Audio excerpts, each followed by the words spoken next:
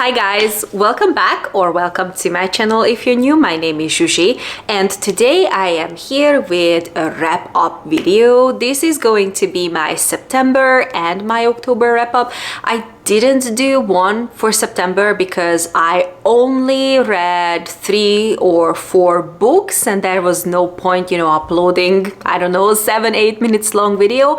So I decided just to pull all the books that I've read in the past 2 months and make kind of like a combined wrap up. Now, we do have quite a lot of books to discuss, so let's just get to it. I am going to talk about the books in the order I read them and not by genre like I usually do it. I wanna, change up things a little bit.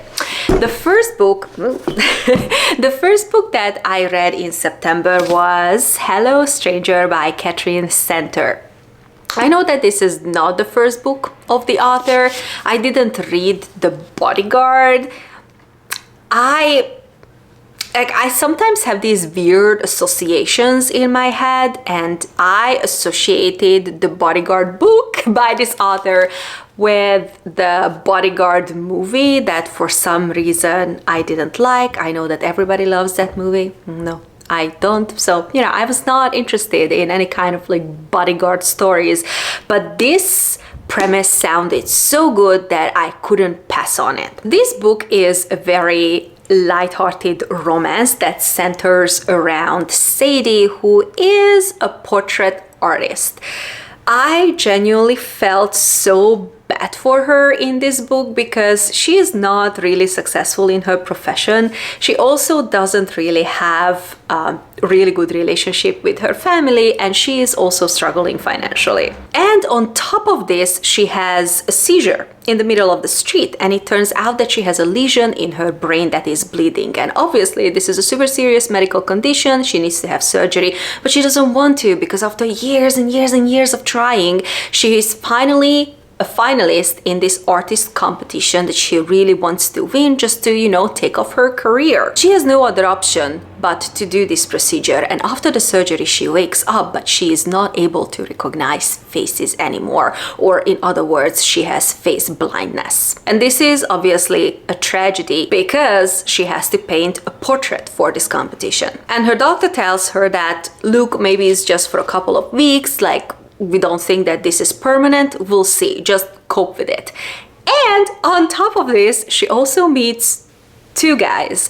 One of them is a womanizer in her building, and then the other one is a vet, and then she falls for both of them. I think that we all know where this story is going, right? All honesty, it's pretty clear. It's pretty clear. It's not a spoiler. I personally really enjoyed this book. The plot was not perfect and the characters were not perfect, but it was very fun and very light and a contemporary romance, a very colorful contemporary romance that I needed in my life. I adore this book, and when you pick up a contemporary romance, you just know what you're gonna get at the end. This is gonna be a love story and this is gonna be a happy ending, and by the way, I really like the ending, and that's exactly what I needed at the time, so I had a really good time. And I think it's safe to say that I am going to pick up the other books of this author when she decides to publish them. And guys, the next book,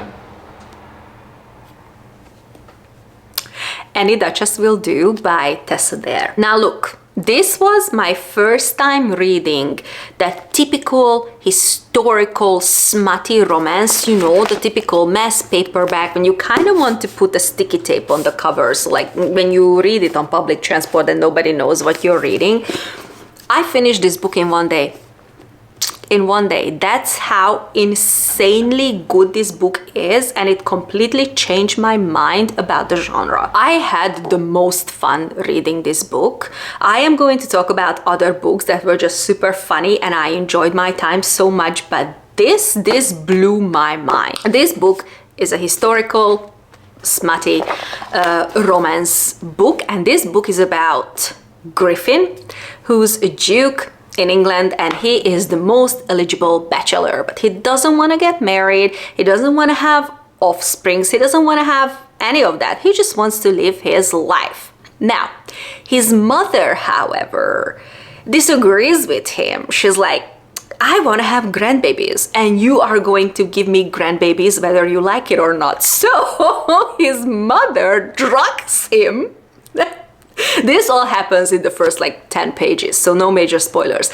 But his mother drugs him, puts him in a carriage, and takes him to a town called Spindle Cove, when there are a lot of single and young women that he can choose from. Now he wants to teach a lesson to his mother, and he's like, I can choose anybody. And his mom was like, yeah, you can choose anybody. I will make a duchess out of any of these girls. So of course he chooses the most problematic one, the most stubborn and outspoken young woman, and our story begins. And oh my god, I adore this! Hands down, this is one of the funniest books that I've read this year, or well, hell, even in my life. I had such a good time. I enjoyed this so much. I enjoyed the characters, Griffin and Pauline. Pauline is the name of the female character, and Griffin's mother. She was my favorite character. Like, she was the one, she was cracking me up. Like, let me read this line to you. This is like on page 5. So kind of like this is how the book starts. You will be 5 and 30 this year, Griffy. Yes, mother, which makes me much too old to be called Griffy. More to the point, I am 58. I need grandchildren before my decline. It's not right for 2 generations of the family to be drooling at the same time. This is like, this gives you an idea. Oh my god, so much fun, so much fun. It's very hot, it's very smutty. There is love and different love scenes, like, but really, really meaningful ones. Banters, oh my god, the banter. So funny, so entertaining, and this book is feminist AF. And the next book is also a romance book, but it's a fantasy romance book, the viral fantasy romance book by Carissa Broadbent, and that is The Serpent and the Wings of Night. Now, you might ask me, why are you reading this book, Zsuzsi, when you started the War of Lost Hearts series and you haven't finished that series? Now, the reason for that is because I adore that series, and I adore that first book, and I couldn't handle if the second and the third books in the series would be a disaster. I just couldn't. So, because of that, I started a completely different series by the author. Look, in my head, this makes complete sense. I was, though, just a little bit hesitant to pick up this book because this is about vampires, and honestly, like, I have no issues with paranormal romance, but I don't really like vampire stories. I think that Twilight ruined me for life. I never read the books. I cannot talk about the books, but I really didn't like the movies, and honestly, it's just a good laugh, nothing else. I only saw the first one. I didn't even watch the other Twilight movies. Did I? I don't remember. I personally think that it was a disaster, and because of that I am not really drawn to vampire stories, but this I needed to try, and I am happy that I did, because I'm gonna tell you now that I really like this book. I mean, it's by my queen Carissa Broadbent, but I don't think that this book is as fantastic as people say it is, and sometimes I feel that, you know, if you like this book, if you like the plot, the characters, and the world, then again read the War of Lost Hearts series, because that is the best fantasy romance series that I've ever read in my life. Sorry, the first book. I can only speak for the first book. Anyways, now let's just leave that series alone and talk about this book. In this book, we follow 2 characters, Oriah and Rain. Now, Oriah is the adopted human daughter of the night-born vampire King Vincent. She is human, and she's had enough of being the prey, so she decided to enter this competition called the Kajari, which is held every 200 years by their goddess, the goddess of death, called Nyaxia. And she is desperate to win this competition, and she has been training for this competition her entire life. But obviously it's not an easy thing to do, because everybody who enters the Kajari is an efficient killer, and she needs to, you know, somehow win among these people, and they are all vampires, I should say, because she is the only person, she is the only human. And to survive, Oraya is forced to make an alliance with her mysterious rival called Rain. And I guess that we all know how this is all going to end. Now, why I like this book and why I tend to like Carissa Broadbent's books is because what I need from my fantasy romance is, yeah, I definitely need the romance, but I don't want the romance to be in the front line. I need an interesting fantasy world. I need world building, and I need a plot that makes sense. And I think that she is excellent fantasy romance writer. And here we have all of this. We have a romance that actually makes sense because these people are truly not just rivals to lovers, but haters to lovers, to be honest. And we also have a really nice plot, and we have a very interesting world and a very interesting political system. My only complaint though is that I feel that the world building suffered in this book. I had a lot of questions, and there were many things that I just didn't understand. And the map in the beginning of the book, it didn't really help me. I just couldn't put everything together, and I don't know if it's just me, I just didn't get the book, or if anybody else had the same feeling, but the world building was not perfect. And I had a lot of questions, and I'm hoping that the second book will answer those questions. I am already like reading the second book, and so far no answers, but that's okay. I'm patient. Anyways, so I'm hoping that the rest of the series will answer those questions. Otherwise, I loved it. In many ways, I think that this is, you know, the typical fantasy romance that we get. Always the haters to lovers trope. There's always a big, strong, efficient killer male with wings usually.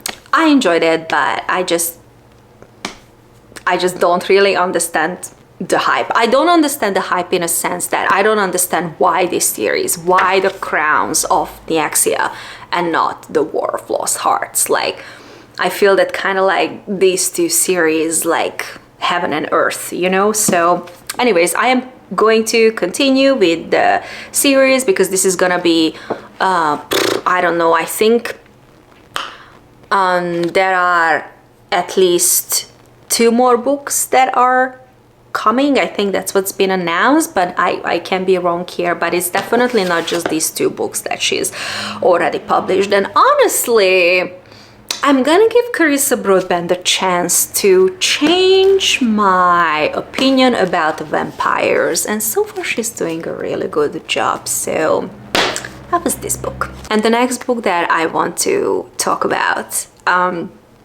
this is so hard because this is going to make me tear up. I'm kind of like, I'm already tearing up, and I apologize if I cannot talk about this book without crying, but this book is gonna be one of my best books in 2023, and this book is already one of my holy grail books because it happens so rarely that I am seen by a book like this, and it affected me. I finished this book, I think within a day. I think that is just amazing, and that is The Collected Regrets of Clover, and this is a new release, and if I am correct, if I know correctly, then this is also a debut novel of the author.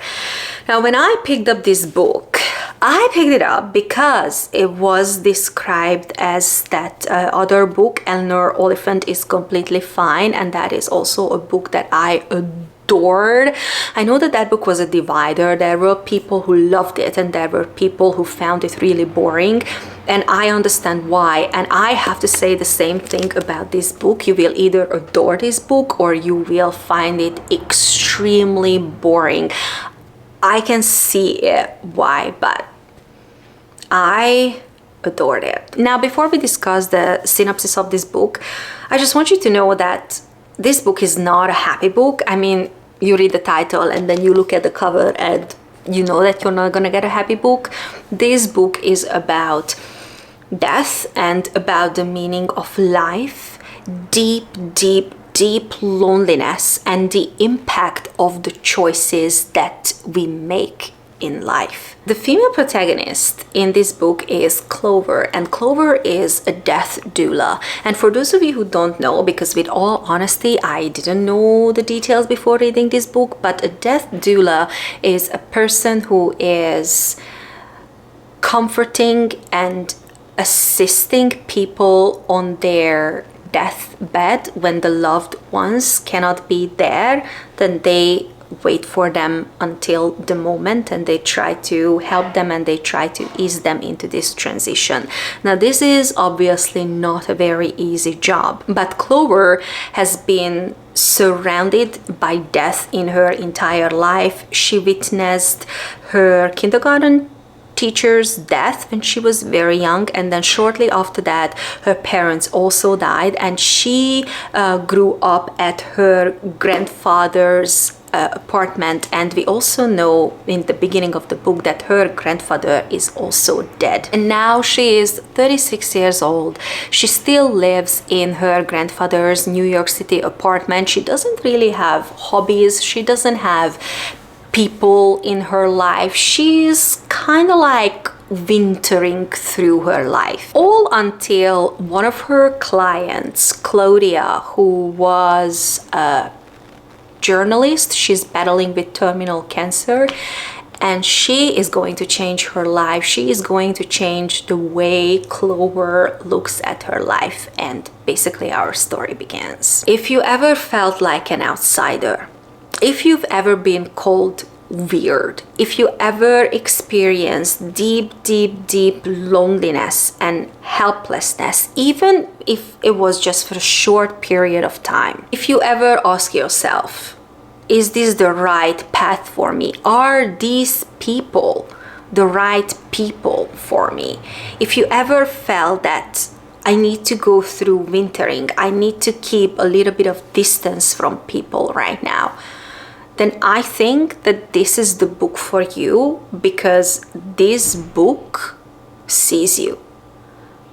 And I did not expect this when I picked up this book, but I cried, I sobbed, I hugged this book, and when I finished this book, it was no question for me that this is gonna be one of the best books of 2023. But I also see how this book could be very boring for other people out there and just nothing special.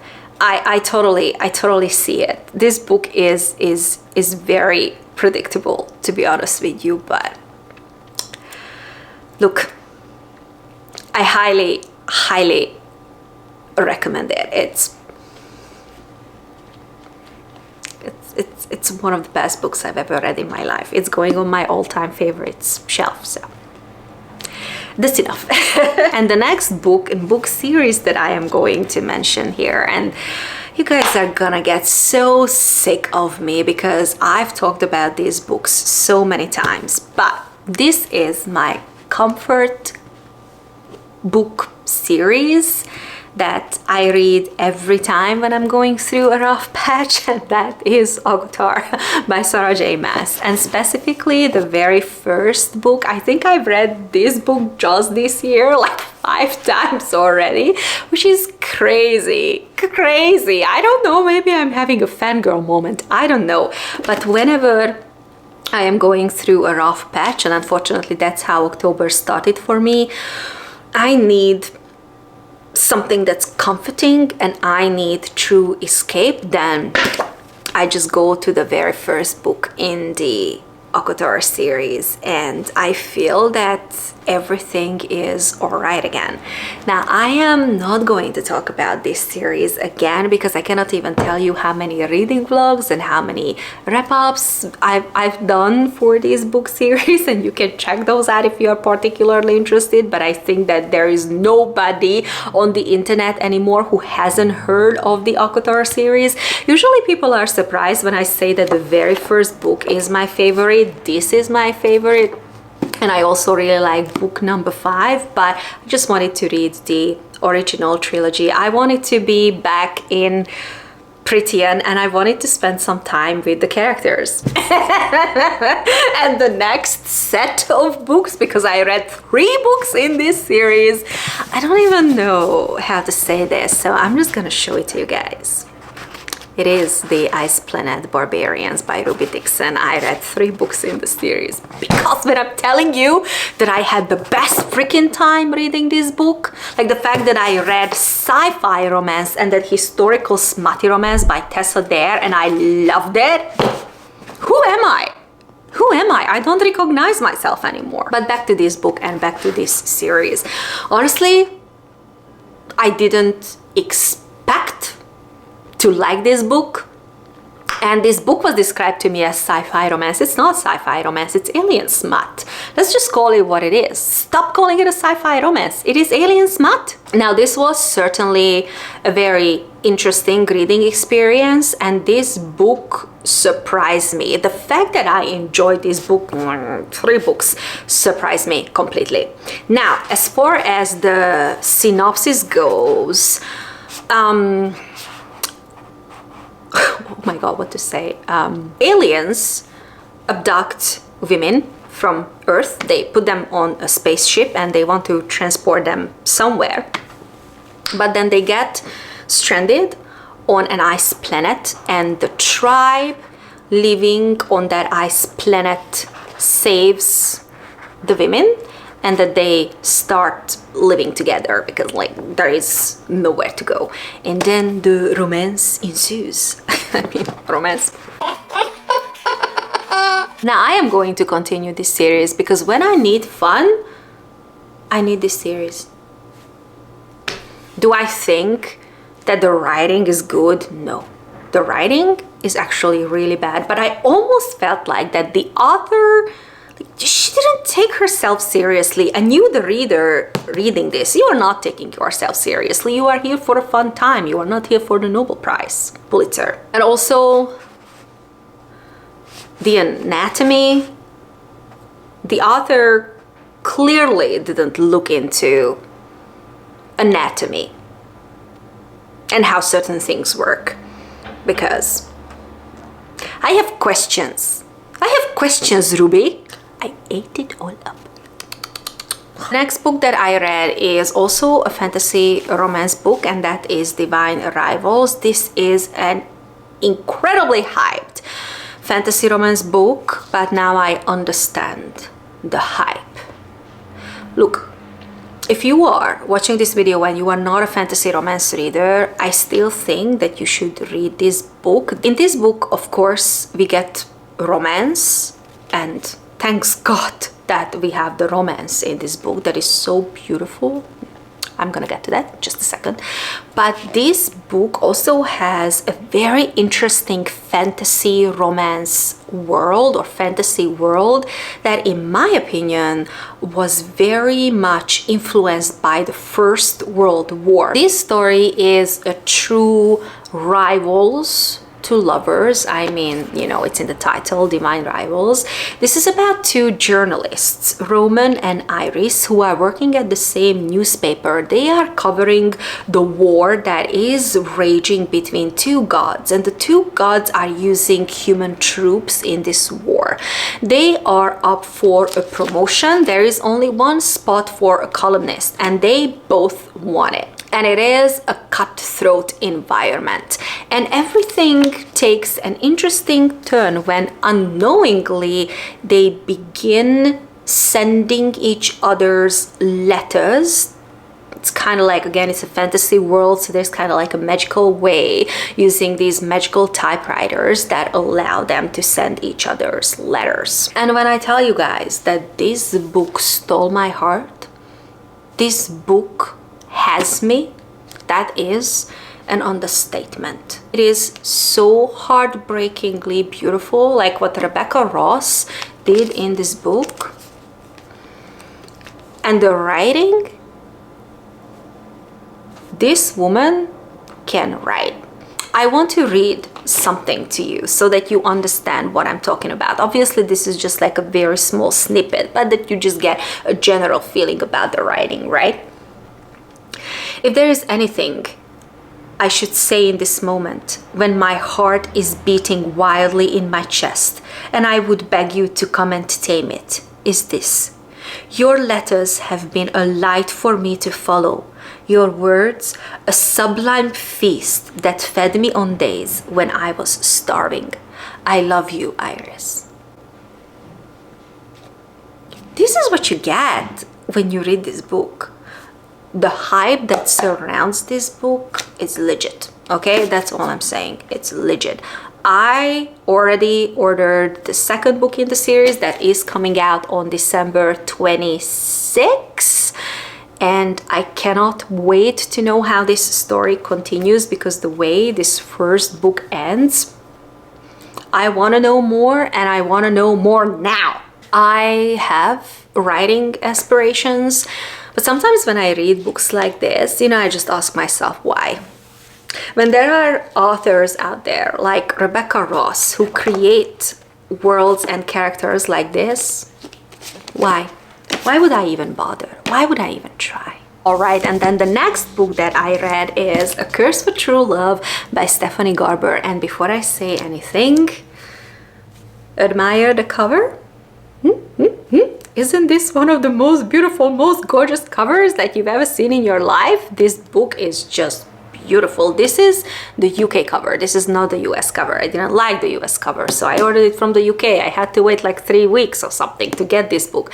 It was worth it. It was worth the time and every single penny that I paid for this book. I mean, for like the outside of the book, because the story itself, oh well, I did not really like, unfortunately. This book is the last book in the Once Upon a Broken Heart series or trilogy. This was the finale, and this book was one of my most anticipated reads, and I filmed a reading vlog for this book. I will link it down below if you want to check out the reading vlog, and I go into a lot of details discussing this book, what I liked and what I didn't like. What I didn't like, because there were a lot of things that I didn't like about this book, unfortunately. This book disappointed me. It didn't give me the finale that I anticipated. As far as the plot goes, I am not going to tell you the plot of this book, of course, because it would be like, super spoilery. But to describe you the world of Once Upon a Broken Heart. Our main female protagonist is Evangeline, and she gets her heart broken by a boy in the very beginning of the first book, and she believes that this boy is cursed. So she seeks help from the Prince of Hearts of Fate, and she makes a bargain with Jax, the Prince of Heart. And our story begins, because when you make a bargain with Jax, be prepared for a series of events that you never anticipated. Now, when it comes to this book, this was not the finale that I expected, just like I said, but ultimately, I love the ending. I think it was nicely done, but the book was very messy. The plot itself was very messy, and it was very hard for me to follow. And ultimately, I believe that the problem was that we now know that she is going to write more books in this world. And this book felt to me not like the last book in a trilogy, but very much kind of like a middle book that is setting up the next set of series, because she introduced so many plot twists and so many holes in the plots, and obviously we are going to get the answer to those questions in the upcoming books. And we also had a lot of characters, because every single character was in this book, but we didn't get ending for those characters. And again, I just had a lot of questions, and I'm like, Stephanie, what are you doing, girl? Like, I think at first, write a finale for your trilogy, and then maybe publish a book like 3.5, I just say something that is going to set up your next series. So I kind of like feel that it was, a mix of a finale and a next book. But Yes, unfortunately this book disappointed me, but overall I love the series and I'm going to keep reading the series. I love the world and I love her characters, and just like I said in my reading vlog, you know, that this book and this series is not necessarily for my age range, because this is for teenagers, and surprise surprise, I am no teenager anymore. But I loved it. It's a fairy tale. This book is about hope, and this book is about dreams and how to dare to dream and to take chances and to fight. And I love it. It is like watching a fairy tale cartoon, and overall I cannot say anything bad about this series. Even though I didn't enjoy this book, you know, I'm just gonna let it slide. Like, it can happen every now and then that not every single book in a series is like, you know, mind-blowing and like heart-wrenching, but we're done. I am eagerly waiting for the next books. All right, and the last book that I'm going to talk about, or at least I will attempt to talk about this book, I don't know how, that is The Things We Do to Our Friends. So this is a book that I bought for myself when I was in England. Specifically, I bought this book in London. I wanted to buy it in Edinburgh because I thought that this was a dark academia book that took place at the University of Edinburgh, and I visited the University of Edinburgh, and it is a fantastic place, and I wanted, you know, a book to connect me with that place and with that memory.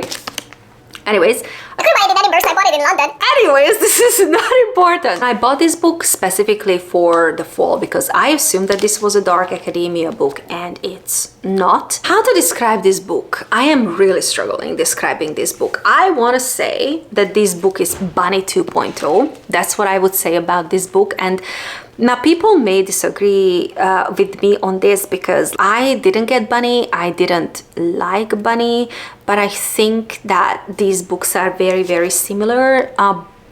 This book is all about atmosphere, no plot, no character work, no character development. It's not important. It's all about the vibe. So if you are somebody who likes those books, then check these out. If you are somebody who really liked Bunny, check these out. And then maybe you can come back and tell me if I'm right or not. Is this book really like Bunny 2.0? This book is about Claire. She's French, but she moved to Scotland because she's studying at the University of Edinburgh. She meets a group of people, and specifically one girl, Tabitha, who's kind of like seems to be the leader of the group, and she becomes obsessed with her. That's how the book starts, and then obviously I am not going to tell you what happens. Not much, I must say.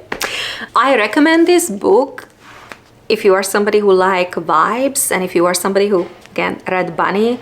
But if you need plot, and if you need like huge plot twists and character work and character development, then probably I wouldn't recommend these books. I am myself kind of like in the middle, because when I finished this book, you know, I closed the cover. I was like, I don't know how I feel about this book.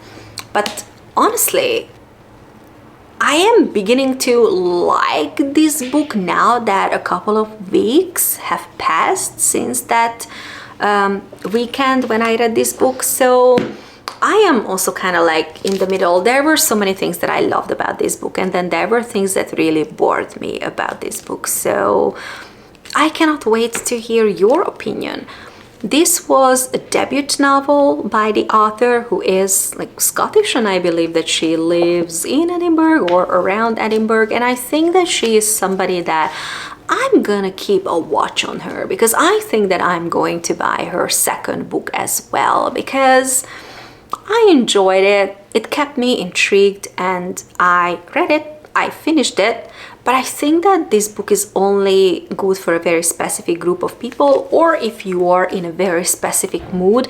And honestly, when I read this book, I was kind of like craving books that had a little bit of dark tone. You know exactly what I mean. So it was fine. It was just not the dark academia that I expected it to be. But that's not the book's fault.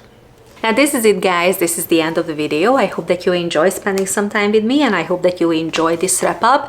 Let me know if you read any of these books. What were your thoughts, or maybe what are your next recommendations to me? I am always looking forward to your comments. Hit share, like, and subscribe to my channel if you haven't already done so. If you want to check out any of my other videos, I will leave them on the screen, and I see you soon in an upcoming video. Bye!